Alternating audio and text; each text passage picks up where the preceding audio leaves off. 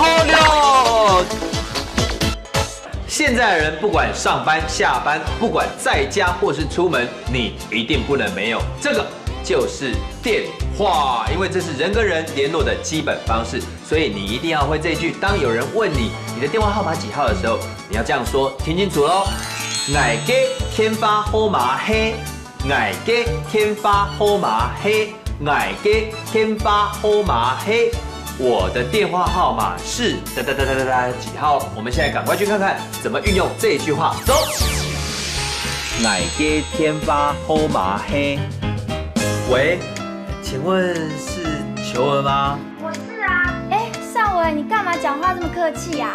球儿，我不是客气，因为我的手机电丢掉了。啊，你是在讲笑话吗？我不是在跟 sale 开玩笑，我的手机是真的电丢掉，我有多唔攀的舍不得啊！哎呦，算了啦，你就当做是花钱消灾好啦。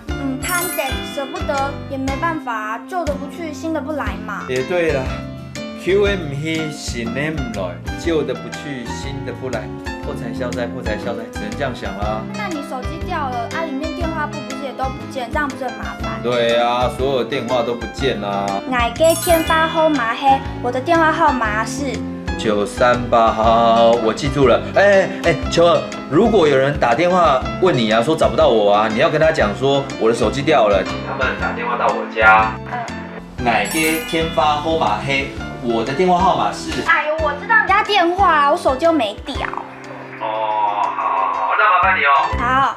复习时间。掉了，跌跌，开玩笑，讲笑，舍不得，攀得，我的电话号码是，爱嘅天花号码嘿，爱嘅天花号码嘿。行真嘢客家 V&B，揾人睇架 Q 下嚟講客家話。